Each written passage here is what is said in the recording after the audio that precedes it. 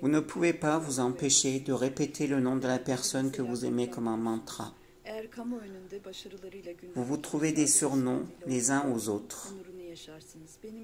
Si elle réussit en public, vous serez honoré de la voir avec son nom et prénom. Pour moi, ma camarade Pınar Selek, avec son activisme dans la littérature, à l'académie, son travail et son éclat dans la vie, est la personne qui est mon honneur, ma fierté et mon bonheur dans les deux sens. Il n'y a qu'un seul sujet qui me hérisse en voyant son nom et son prénom, c'est le procès Pınar Selek. Mais en fait, quelque chose qui dure depuis 20 ans n'est guère un procès. C'est plutôt une violation du droit à la vie, un meurtre légal et une torture psychologique.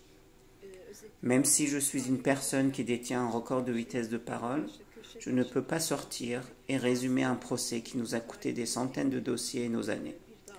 Alors, ce que je vais essayer de faire ici, c'est de parler de certaines des pierres angulaires, et en fait, des paramètres changeants et inchangés d'une affaire qui a coïncidé avec l'histoire récente d'un pays.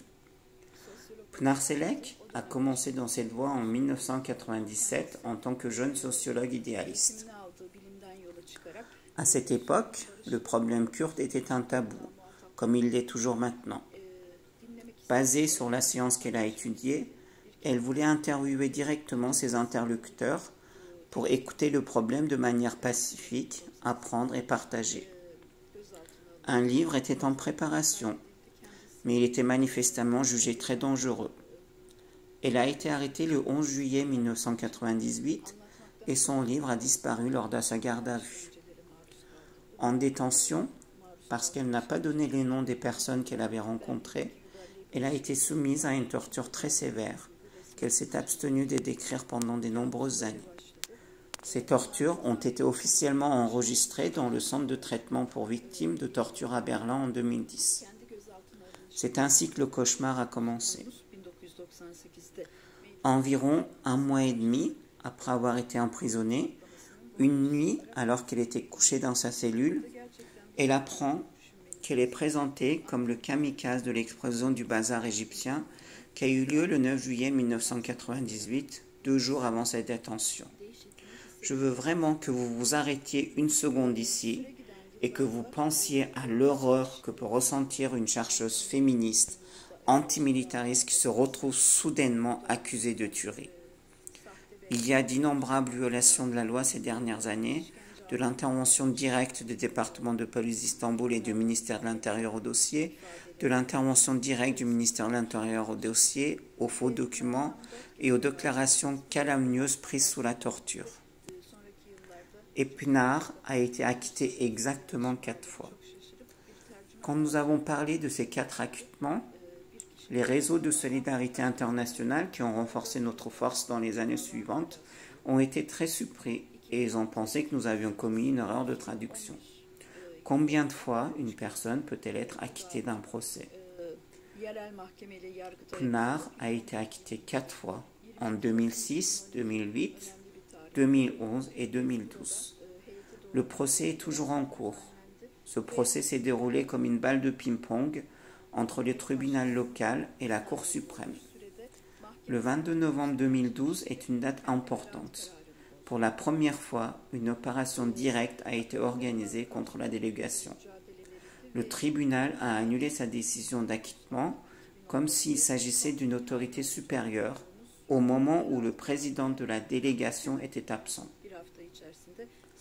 Ensuite, il y a eu une grande lutte contre cela et finalement, le 19 décembre 2014, la décision d'acquittement, que nous espérions être la finale et définitive, est arrivée. Mais en une semaine, le parquet s'est encore opposé. Inutile de dire qu'il n'y a pas de nouvelles preuves, il n'y a pas de nouveaux faits rattachés au dossier. Je dois parler d'une intervention complètement cruelle. Maintenant, le dossier est à nouveau devant l'Assemblée générale de la Cour suprême. Et cette fois-ci, il n'est pas possible pour les avocats de faire une défense directement devant la Cour suprême. La décision sera définitive en termes réels. Elle risque la peine maximale et des très lourdes sanctions compensatoires. Une épée antidémocratique plane au-dessus de nos têtes. Au cours des 20 dernières années écoulées, depuis que Pınar a commencé son chemin, il y a des changements de gouvernement et même des changements de régime dans le pays. Aujourd'hui, on parle d'une Turquie qui est dans un processus très lourd, où on peut être poursuivi comme des criminels et emprisonné et même pris en otage si on est parlementaire ou politicien et on défend la liberté de penser, si on est homme d'affaires comme par exemple Osman Kavala et qu'on veut rassembler les peuples, si on est journaliste et étudiant en résistance, et si on est avocat qui veut protéger le droit à la défense. Il est nécessaire de parler d'une politique d'État au-dessus des partis, mais aussi une permanence de la haine qui est en même temps le destin de la Turquie. Vivre dans une Turquie où Pınar ne peut revenir ne diffère pas d'une condamnation à une prison en plein air. Pour moi, en tant qu'ami en la personne de Pınar, le désir de prendre le ferry avec elle et de rire avec elle équivaut aussi politiquement à jouir du bonheur de la voir dans un pays où elle peut y revenir et y vivre. Aimer Pınar est un tel espoir. Suivre sa cause est une telle croyance, une telle nécessité. Jusqu'à ce que ce jour arrive, je continuerai de protéger cet acquittement, de me battre pour elle et de prospérer avec elle dans l'étoile qu'elle tisse.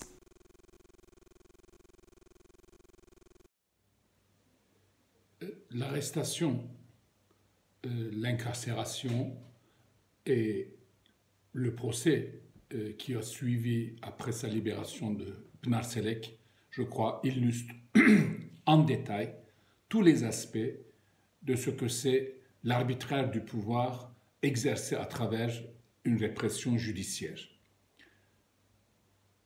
Pınar Selek a été arrêté après avoir travaillé comme sociologue sur l'univers des militants kurdes, parmi lesquels il y avait des militants sympathisants du PKK, probablement.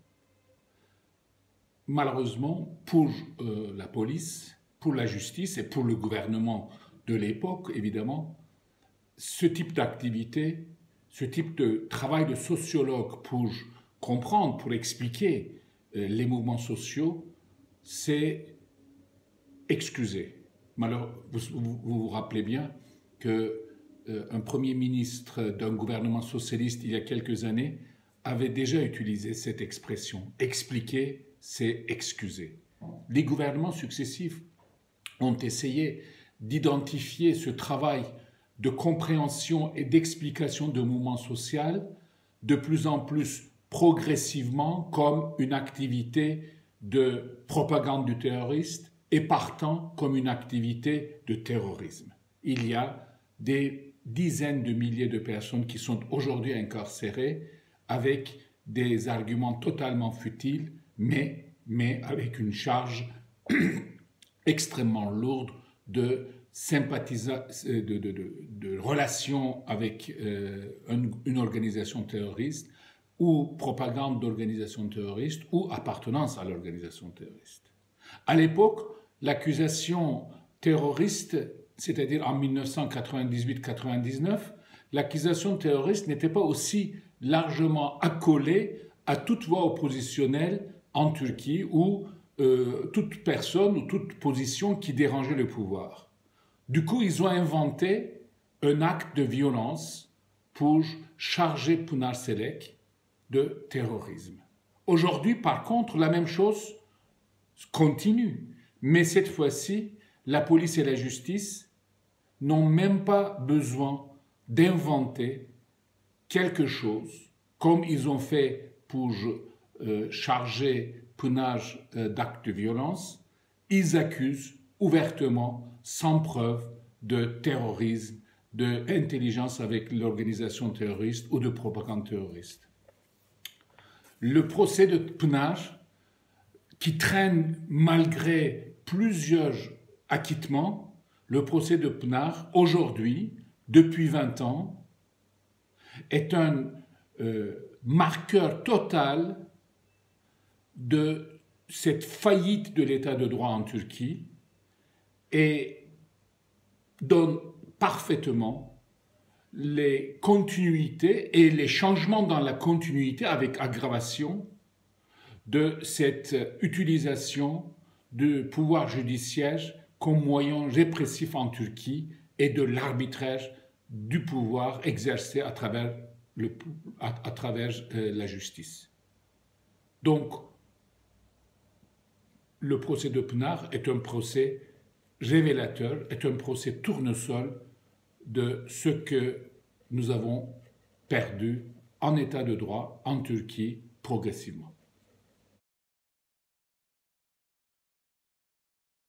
L'accord a toujours suivi avec attention tous les épisodes du procès de Pınar, car pour nous, ces attaques constantes et pérennes, qui se poursuivent depuis plus de 20 ans, sont l'exemple de la continuité de la présence d'un État profond qui ignore le droit et la justice, et cela quel que soit le gouvernement en Turquie. À travers ces procès et malgré plusieurs acquittements, ces forces obscures continuent leurs attaques pour intimider et réprimer les militants et les militantes, ou les simples citoyens et citoyennes qui éprouvent de la compassion, de l'empathie et de la solidarité vis-à-vis des minorités, et plus particulièrement vis-à-vis de la population kurde. La répression et les emprisonnements des universitaires de la paix, signataires de la pétition « Nous ne serons pas complices de ce crime », sont des exemples mêmes de cette continuité. Pınar, nous l'avons invité à plusieurs reprises à Paris. La première fois en décembre 2010 pour alerter contre cette répression continue. En 2018 pour participer au concert de solidarité pour les droits et les libertés en Turquie, organisé par plus d'une cinquantaine d'associations, de syndicats et de partis politiques. Et dernièrement, en juin 2019, à l'occasion de la présentation du livre « L'Insolente », qui lui est dédié et retrace l'histoire de sa vie, les luttes qu'elle a menées en Turquie, mais aussi ses luttes actuelles en France et en Europe. Chacune de ces rencontres a soudé et renforcé les liens entre l'accord et Pınar. Nous nous sommes très rapidement rendus compte que malgré la distance géographique, les différences de l'environnement associatif et local et des formes d'action, nous menions les mêmes combats contre l'injustice, contre les exclusions, les racismes et les discriminations, contre les atteintes aux droits humains et pour la défense des minorités, l'égalité de droits pour tous et toutes, avec pour objectif de renforcer la fraternité des peuples. Nous sommes conscients de la nécessité de faire le lien entre toutes ces luttes. Bien sûr, cela est plus visible à titre individuel pour Pınar, qui est engagé sur plusieurs fronts, en même temps, pour les droits humains au sein de la Ligue des droits de l'homme, pour les droits des femmes, pour l'écologie, pour l'antimilitarisme, elle anime et participe dans différents collectifs. Même si l'identité première de l'accord est bien sûr les luttes de l'immigration, nous avons nous aussi très rapidement jugé nécessaire de faire le lien entre nos luttes pour la défense des droits des populations migrantes et la lutte sociale, mais aussi la lutte des autres populations discriminées, comme les femmes et les personnes LGBTI. Par ailleurs, même si nous vivons en France, nous avons aussi un devoir de solidarité avec l'ensemble des défenseurs des droits humains dans le monde entier, et particulièrement avec les personnes et les groupes qui subissent la répression en Turquie. Car, comme Pınar, les valeurs que nous portons sont universalistes, et que nous savons qu'aucune lutte spécifique ne peut aboutir si elle n'englobe pas les autres luttes. Nous sommes conscients que ces exclusions, ces discriminations, ces injustices sont liées à un système de fonctionnement de notre société. Aujourd'hui, nous devons lutter contre des politiques de désignation de boucs émissaires qui ont pour objectif de diviser et de polariser notre société pour faire dissimuler et ignorer la lutte pour la justice sociale en labourant le terreau du nationalisme, des idéaux d'extrême droite et du fondamentalisme islamique. C'est pourquoi, plus que jamais, nous avons un combat commun et urgent avec Pınar contre la stigmatisation et la désignation des boucs émissaires dans le contexte d'une crise économique qui jetterait des milliers de personnes dans la précarité sociale.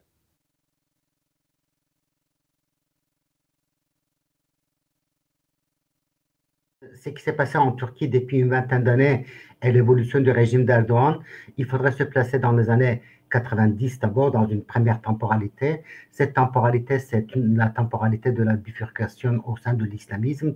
D'un côté, vous avez la radicalisation de l'islamisme. Al-Qaïda, qui a été fondée en 88, se radicalise et ce processus va déboucher sur les attentats de 11 septembre. Et de l'autre côté, vous avez l'islamisme mainstream, la grande tendance de l'islamisme qui, au contraire, connaît une déradicalisation. Cette déradicalisation s'explique par le fait que la mouvance islamiste n'a pas réussi ses paris. Il y a le phénomène générationnel, il y a le phénomène de vieillissement. Il faut s'adresser aux classes moyennes, il faut s'adresser à l'Europe. Et on développe il y a une sorte de redéfinition de l'islamisme classique qui accepte désormais l'existence des États qui avaient été contestés jusqu'à là, qui accepte l'économie du marché, voire sans bourgeoise, et on peut même parler d'une évangélisation de l'islamisme. L'idée que, par exemple, effectivement, la richesse n'est pas quelque chose d'avoir honte, que la richesse est un signe d'élection par Dieu, a lieu durant cette période-là. Et l'AKP, qui est fondée très peu de temps avant son accès au pouvoir en 2002, fait parfaitement partie de cette évolution.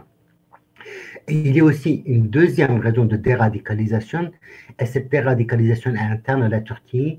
Dans les années 90, on a une tension accroissante entre l'armée et l'islamisme. Il y a ce qu'on appelle le processus de 28 février, ça veut dire le gouvernement islamiste d'Erdogan est renversé. L'armée menace les islamistes d'une nouvelle guerre d'indépendance et il faut agir en s'adressant notamment à l'Europe, en se présentant comme un pouvoir pro-européen, en s'adressant aussi à la gauche, en se présentant comme libéral musulman, en s'adressant aussi aux Kurdes, en leur faisant miroiter une solution pacifique de la question kurde. Donc je pense qu'il faudrait vraiment prendre en considération cette temporalité de déradicalisation. Après 2013, par contre, on assiste à un processus de ré-radicalisation, mais une ré-radicalisation cette fois-ci en tant qu'État. Cela signifie quoi? Cela signifie que l'AKP doit faire face à des contestations internes, au mouvement de Yezid d'abord, ensuite aux affaires de corruption qui sont révélées à la fin de l'année 2013. 2013, c'est aussi le renversement de Morsi, le président frère musulman en Égypte. Et à partir de ce moment-là, l'AKP est paniquée et cette panique débouchera graduellement sur la réappropriation d'un discours complotiste. L'AKP lira à partir de ce moment-là pratiquement toute contestation dont il est l'objet comme un complot visant à le renverser, et cette lecture va unifier les ennemis de l'intérieur et les ennemis de l'extérieur. Il va expliquer qu'effectivement les contestations internes sont liées au projet des puissances étrangères, et donc on va vraiment évoluer vers un monde totalement conspirationniste. Et ce monde conspirationniste va aussi s'articuler graduellement avec le nationalisme turc. À partir de 2011-2012, on peut dire que l'AKP est pleinement dans le processus d'étatisation. Et cette étatisation signifie aussi approprier le nationalisme turc le plus extrême. Il y a en quelque sorte la raison d'État d'un pouvoir qu'il a renversé, qui reste là et qui est la seule raison d'État qu'il peut radicaliser. Donc, il y a cette deuxième temporalité on peut dater à partir de 2013, mais à vrai dire, quand on regarde les choses de près, on voit que dès 2010-2011, l'AKP est déjà sur cette voie. Et puis, il y a une troisième temporalité qui est cette fois-ci un peu plus longue. Cette temporalité nous amènera aux années 70. À la fin des années 70, alors qu'Erdogan est encore un jeune militant islamiste, vous avez l'émergence d'un islamisme complotiste qui est très nationaliste, qui explique la fin de l'Empire ottoman par le complot impérialiste et sioniste, qui explique les tanzimat, le processus d'occidentalisation aussi par les interventions extérieures ou par le sionisme, qui explique que le califat a été supprimé parce que Mustafa Kemal a fait une promesse aux Britanniques dans ce sens-là. Donc, vous avez vraiment une vision totalement complotiste qui est marqué, qui marque l'islamisme des années 70. Dans cette perspective aussi, on explique que la nation turque a une mission historique. Cette mission historique consiste à dominer le monde pour lui apporter l'idée de justice, l'idée d'harmonie, donc la supériorité des Turcs. Cette mission historique consiste à servir de bras armés de l'islam. Pour les théoriciens des années 70, la nation turque ne peut pas exister sans l'islam, mais l'islam ne peut pas exister non plus sans la protection de la turcité. Et la formation politique d'Erdogan, la formation idéologique d'Erdogan date de cette période-là. Erdogan a lu à peine une dizaine de livres, et on sait qui sont les auteurs qu'il a lus. C'est Al-Bayrak. Et d'ailleurs, sa fille va se marier avec le fils d'Al-Bayrak, qui a été ministre de l'économie jusqu'à il y a très peu de temps. Il va lire Müftüoğlu, il va lire Mısırlıoğlu, donc une dizaine d'auteurs, mais cette dizaine d'auteurs va le marquer à vie en quelque sorte. Et à chaque moment de crise, on voit qu'Erdogan va se référer à ce stock cognitif qu'il a formé dans les années 70. Quand effectivement, dans les années 2000, il n'y avait pas beaucoup de conflits, certes il y avait la question kurde, mais il faisait miroiter un processus de paix. Même au début des années 2010, il faisait miroiter effectivement un processus de paix, mais dès qu'il se heurte à des crises ou à des conflits, que ce soit en interne ou en externe, Erdogan va se réfugier, va puiser dans ce stock cognitif des années 70, et ce stock cognitif va l'amener effectivement vers des politiques d'une part extrêmement aventuristes, très sanglantes en Syrie, en Libye, récemment dans le Haut-Karabakh, et de l'autre côté va le convaincre que l'histoire de l'humanité, c'est l'histoire de la guerre de l'humanité contre les Turcs, que les Turcs doivent accomplir coûte que coûte leur mission historique, mais cette mission est entravée, que la nation turque doit être restaurée dans sa pureté ontologique, qui d'ici 2071, la Turquie, la nation turque doit redevenir une puissance mondiale, dominer le monde. Pourquoi 2071? Parce que 2071, c'est le millénaire de la première victoire militaire des Turcs contre Byzance.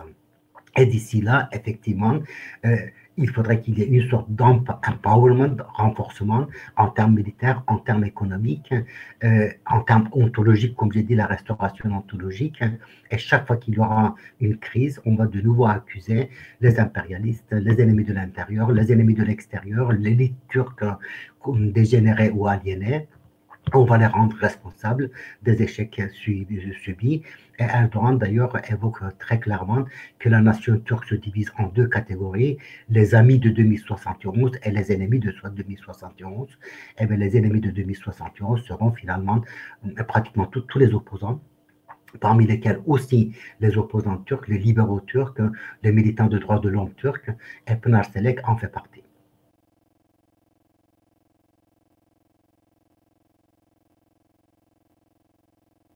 Il y a 20 ans, s'est dessiné un jeu cynique entre les dirigeants européens et la Turquie d'Erdogan. Les uns fermaient les yeux sur le passé politique du personnage et sur une partie des problèmes inhérents à la construction de l'État turc moderne, notamment tout ce qui concerne le traitement des minorités du pays. Et le second, Recep Erdogan, s'appuyait sur les recommandations de Bruxelles en faveur de réformes démocratiques et sur les subsides de l'Union européenne afin de s'aménager une place dans un système alors verrouillé par les militaires et les nationalistes kémalistes en Turquie. Les droits de l'homme promus par l'Union européenne, Erdogan s'en est servi lorsqu'il était Premier ministre pour écarter des obstacles à son ascension à la présidence de la République, même si, dans le même temps, il durcissait en réalité les attaques liberticides contre les femmes plus particulièrement, et le combat de Pınar Selek à cette époque est une illustration de ce thème. La position de l'Union européenne n'était pas tant droit de l'homiste ou turcophile en réalité. Elle était guidée par des intérêts stratégiques et économiques. D'une part, la Turquie est membre du commandement intégré de l'OTAN, et d'autre part, elle représentait un nouveau marché pour vendre des produits européens, mais surtout un pays où la main-d'œuvre est moins chère. Erdogan pouvait ainsi servir de relais aux politiques néolibérales des dirigeants européens. Il y a eu une accalmie dans le pays jusqu'en 2015 au moins.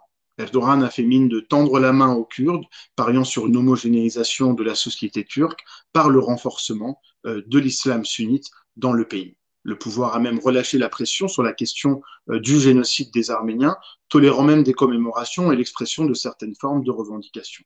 Après tout, les Arméniens sont terrorisés en Turquie, la peur est maintenue par des logiques structurelles au sein de la société turque, l'État n'avait plus besoin d'être aussi virulent à l'égard de cette communauté. Mais Erdogan sera contesté régulièrement, lui donnant ainsi à chaque fois des motifs de répression. À mesure qu'il réaffirme son pouvoir et que ses appétits impérialistes se développent, il renoue avec les piliers de l'État profond turc. Le nationalisme, le militarisme, la haine des communautés autochtones, kurdes, alévis et arméniennes, l'expansionnisme et bien sûr l'idée d'une nation musulmane. Erdogan est d'autant plus fort qu'il n'a plus d'opposition qui peut remettre en cause sa mainmise sur le pouvoir. Les partis de gauche ont été brisés et leurs leaders emprisonnés. Mais l'élément déterminant fut l'abolition de l'écart entre les nationalistes et les islamistes. Erdogan a rompu la digue qui les séparait en faisant sien le logiciel nationaliste. À travers des alliances politiques, les deux extrêmes agissent désormais main dans la main. Historiquement, cette union est fatale pour les libertés et elle est fatale aussi pour le droit des peuples. En 1915, lors du génocide des Arméniens, cette union prévalait. Le génocide était décidé par les nationalistes et mis en œuvre en instrumentalisant la religion. Aujourd'hui, l'État turc ne se contente plus de réprimer sa population, il est agressif dans les eaux grecques et à Chypre notamment, il s'immisce dans les troubles internes à la Libye, il fait la guerre aux peuples de toute la région, en Syrie, au Kurdistan, en Arménie et même en Artsakh. En effet, l'implication militaire de la Turquie au Haut-Karabakh est la suite d'un projet pan-turquiste de mise à mort du peuple arménien. Déjà en 1918, mais aussi en 1920, les armées turques avaient étendu les massacres jusqu'au Caucase du Sud, parachevant la politique criminelle commise contre les Arméniens d'Asie mineure. Mais il n'y a pas que de l'idéologie dans ces crimes, ni uniquement la volonté de s'étendre territorialement. Il y a aussi des intérêts économiques. Le président turc, son épouse, leur clan familial sont très liés aux entreprises d'armement turques. Erdogan ne se contente pas d'accroître son pouvoir, il s'enrichit dans cette entreprise de mort. Qu'est-ce qui explique une telle dégradation? Peut-être que l'impunité pour les crimes du passé, l'impunité pour les crimes actuels et la certitude que les crimes du futur resteront aussi impunis constituent des facteurs de cette dégradation.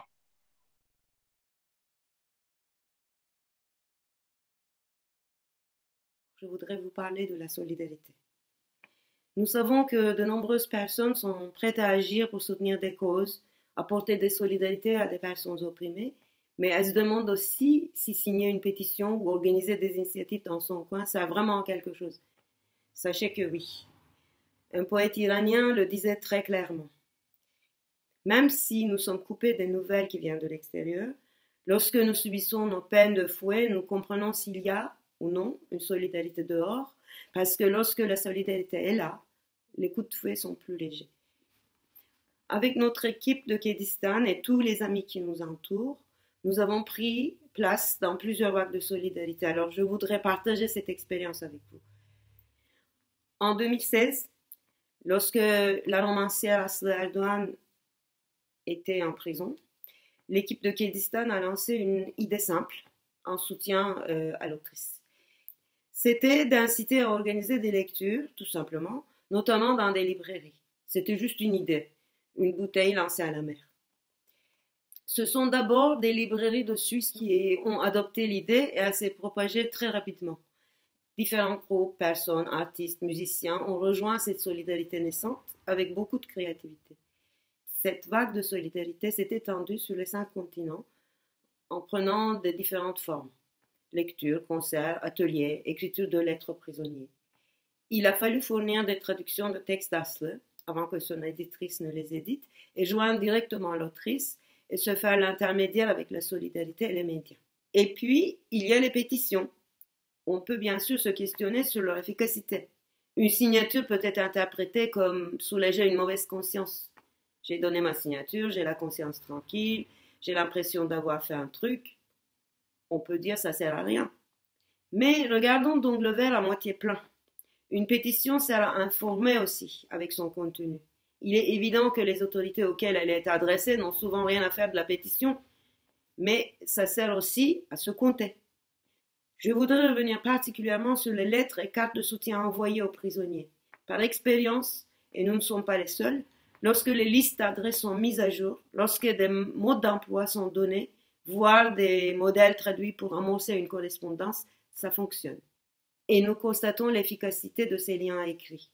Ils permettent, lorsqu'ils sont massifs, de protéger celles et ceux qui sont en prison. De plus, ces courriers sont souvent partagés entre les prisonniers, prisonnières, et leur remontent le moral. Lorsque ces campagnes d'envoi sont suivies et régulières, elles touchent leur but. Quelques idées, de l'information, du matériel, et ensuite l'étincelle s'étend grâce à vous, selon les savoir-faire, les disponibilités, l'imagination et les possibilités de chacun. Une solidarité peut exister seulement quand les gens agissent. C'est vous qui la faites naître et vivre. Ça donne l'espoir à celles et ceux que vous soutenez. Ça vous donne l'espoir car vous voyez concrètement que vous n'êtes pas seul. Et pour répondre à mes interrogations du début, une solidarité donne plus que la possibilité de s'engager en développant à plein chaque compétence et en les partageant. Contrairement à ce qui pourrait être interprété comme la mise en avant d'une personne, ce sont ses engagements, ses luttes, les collectifs où elle agit, qui sont popularisés. Je suis Stéphanie, membre du collectif lyonnais de solidarité avec Pinar Selek. Il existe une quinzaine de collectifs en France, en Italie et en Suisse. Les collectifs soutiennent Pinar pour ce qu'elle est et ce qu'elle fait, notamment en tant que sociologue, militante et écrivaine. Les collectifs soutiennent aussi Pinar dans sa situation juridique, puisque cela fait 20 ans qu'un procès a débuté, puisqu'elle est sous le coup d'une procédure avec son pays d'origine, la Turquie. Là-bas, donc en Turquie, elle a été arrêtée, emprisonnée et torturée. Elle est ensuite arrivée en France, où elle a obtenu le statut de réfugiée, puis il y a quelques années la nationalité française. Néanmoins, ce long procès se poursuit, et malgré 4 acquittements, le procureur du parquet en Turquie continue de demander une condamnation à perpétuité à son encontre. Condamnation qui peut tomber à n'importe quel moment, et condamnation qui met en danger les proches de Pinar et Pinar elle-même, bien sûr. Les collectifs de solidarité avec Pinar Selek se sont aussi constitués car ils partagent ces combats, notamment contre les formes de domination et leur nuisance. Ils partagent les analyses et les réflexions de Pinar Selek et contribuent à les diffuser donc par le biais de rencontres où ces textes sont mis en partage, où ces textes sont mis en débat. Certains de ces textes sont aussi mis en scène, ce qui permet une autre appréciation, on va dire, de ces textes-là. Les collectifs contribuent également à faire connaître ces œuvres par le biais notamment de l'action Librairie Solidaire, qui crée un réseau de libraires soutenant les textes théoriques et littéraires de Pinar.